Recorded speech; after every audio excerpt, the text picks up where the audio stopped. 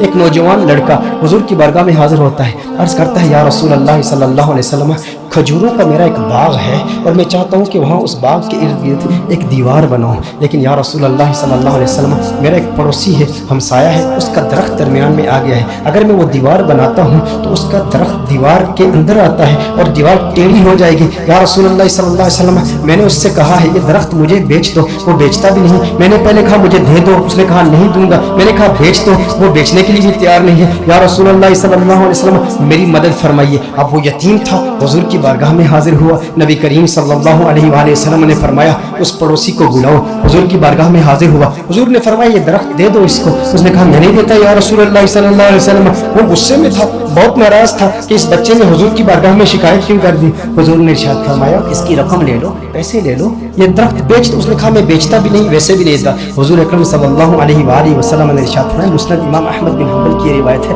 میرے آقا صلی اللہ علیہ وآلہ وسلم نے ارشاد فرمایا اچھا ایسا کرو کہ یہ درخت تم اس کی قیمت بھی لے لو اور اس درخت کے بدلے جنت میں ایک ایسا درخت ہوگا کہ جس کا سایہ اتنا طویل ہوگا کہ اس کے نیچے اگر 100 سال تک ایک سوار اگر سواری کرتا رہے تو اتنی طوالت ہے اس کی، اتنا سایہ ہے اس کا، وہ درخت جنت کا بھی لے لو، اس نے کہا یا رسول اللہ صلی اللہ علیہ وسلم میں قبول نہیں کرتا۔ اب وہاں پر صحابہ کرام علیہم رضوان موجود ہیں، حضرت سیدنا ابو الدحداء رضی اللہ تعالی عنہ صحابی رسول موجود ہیں، عرض کرتے ہیں یا رسول اللہ صلی اللہ علیہ وسلم آقا اگر یہ درخت میں کسی طریقے سے اس سے خرید کر اس یتیم کو دے دوں تو کیا یہ آپشن میرے لیے بھی اوپن ہے کہ جنت میں مجھے بھی وہ درخت مل جائے گا؟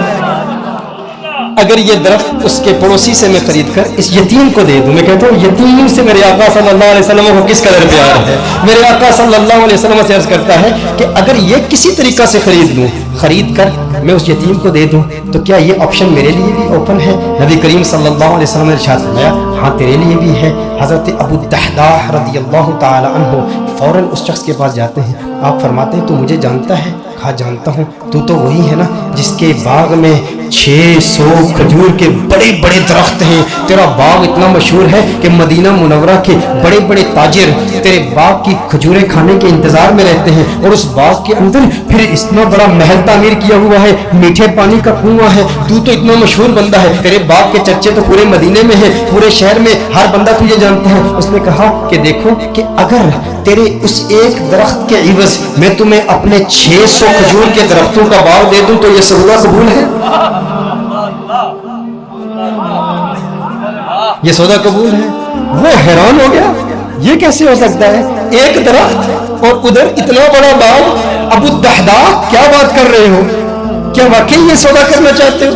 ابو الدحداء رضی اللہ تعالی عنہ نے فرمایا بالکل، وہ میرا پورا باغ تیرا 600 کھجور کے درخت ہیں، اس میں ایک بڑا ہی خوبصورت محل ہے اور اس کے گرد ایک بڑی نمایاں دیوار ہے جو مدینہ منورہ میں دور دور سے نظر آتی ہے، کہا وہ بھی تجھے دے دوں گا، وہ محل بھی تیرا، وہ ساری کھجوروں کے درخت بھی تیرے، وہ سارا باغ بھی تیرا، کس کے عوض؟ ایک درخت۔ کہا ٹھیک ہے، اور حضور کی گواہی میں یہ سودا ہوتا ہے۔ اب ابو الدحداء رضی اللہ تعالیٰ عنہ فوراً وہاں سے جاتے ہیں، اب ان کی جو زوجہ ہے وہ اس باغ کے اندر ہے، باہر سے آواز دیتے ہیں اپنی زوجہ کو، ہے ام دحداء ذرا باہر آؤ باہر آؤ، میں نے اس باغ کو بیچ دیا ہے۔ اب ام دحداء جانتی ہیں یہ بہت بڑا تاجر ہے، بہت بڑا بزنس مین ہے، خسارے کا سودا نہیں کرتا، کبھی خسارے کا سودا نہیں کرتا۔ ام دحداء نے کہا ہے ابو الدحداء کیسے سودا کیا ہے؟ کہا جنت کے ایک درخت کے عوض میں نے بیچا ہے۔ اب دیکھو میرے دوستوں، اب دیکھو ام دحداء وہ نیک بخت خاتون، وہ خوش قسمت خاتون، اس کی عظمتوں کو سلام۔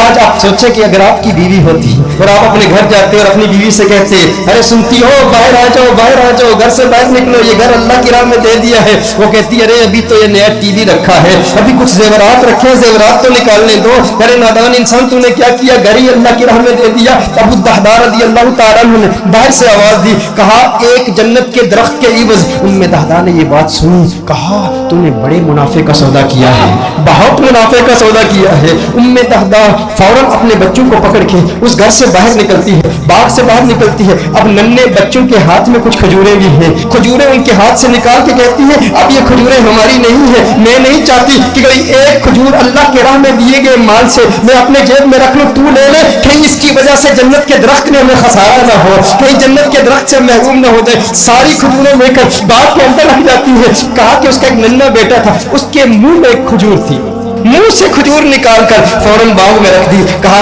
अब इस पर हमारा कोई हक नहीं है, ये अल्लाह का माल है, अब हमने अल्लाह की राह में दे दिया है। अब इस पर उलमा के दो कौल हैं। एक मारूफ कौल की रोशनी में अर्ज करता हूँ कि अबू दहदा रज़ियल्लाहु ताला अन्हु के इस बाग के अलावा उनके पास और कोई बाग भी नहीं था, उनके पास और कोई दौलत भी नहीं थी, उनके पास और कोई माल भी नहीं था। लेकिन अबू दहदा रज़ियल्लाहु ताला अन्हु हुजूर की बारगाह में फिर हाजिर होते हैं, अर्ज करते हैं या रसूल अल्लाह सल्लल्लाहु अलैहि वसल्लम, आका ये सौदा पक्का है ना, आका ये सौदा पक्का है ना। नबी करीम सल्लल्लाहु अलैहि वसल्लम खुश हो जाते हैं और हुजूर खुश होकर फरमाते हैं कम मिन इज़्किन रदाहिन लि अबी दहदा फिल जन्नह, कम मिन इज़्किन रदाहिन लि अबी दहदा फिल जन्नह, कम मिन इज़्किन रदाहिन लि अबी दहदा फिल जन्नह। रावी कहता है हुजूर बार बार पढ़ रहे, मुसलसल पढ़ रहे, मुसलसल ये जुमले कह रहे हैं अबू दहदा तेरे लिए जन्नत में कितने दरख्तों की, कितनी टहनियों पे कितनी खजूरें, माला माल है तू। बार बार हुजूर इरशाद फरमा रहे, बार बार यही जुमले। और दो रिवायात इसमें, दो मुख्तलिफ रिवायात में मुख्तलिफ अल्फाज है।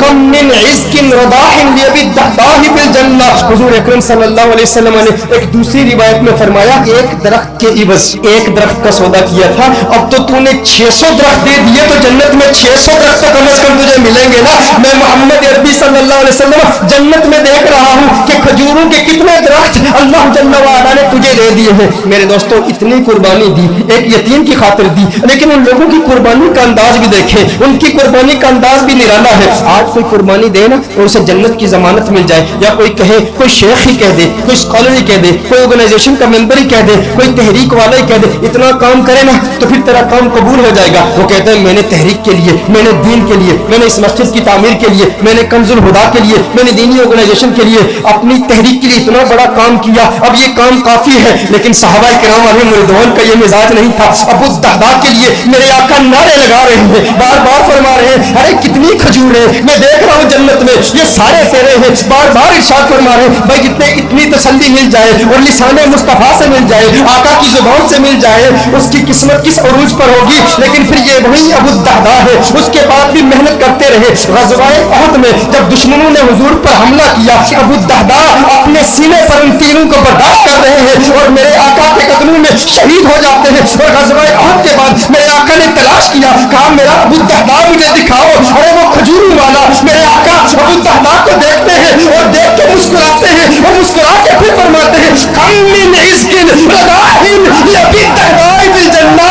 अबू दहदा जन्नत में खजूरें ही खजूरें, खजूरों के दरख्त। मेरे आका खुश होके उसकी हौसला अफजाई फरमा रहे हैं। मैं कहता हूँ कैसा खुशबख्त है जिसने हुजूर की जात के लिए, हुजूर की जान की तहफ़्फ़ुज़ के लिए अपनी जान दे दी। काश यूं मौत आए मेरे हमनशी, काश यूं मौत आए मेरे हमनशी, नज़ाका और हो जाए मंज़र हसी, वो उधर अपनी जुल्फ़े संवारा करे और इधर दम हमारा निकलता रहे। हुजूर की जुल्फों का असीर, हुजूर की जुल्फों को देखता हुआ इस दुनिया से चला गया। दिल में, जिगर में, आंख में बस तू ही तू रहे, इसके सिवा न दिल में कोई आरज़ू रहे। इस एहतिमाम शौक़ में सजदे करूं अदा, तेरा ख्याल आए तो दिल बावजू रहे। और जन्नत मेरे नसीब की वाइस को बख्श दे, मेरे कफन में गैस में जाना की भूले। जो उनकी जुल्फों को असीर होते हैं वो ना अपना नाम मांगते हैं, ना वो तस्वीरें, ना वो एलानात के शौक रखते हैं।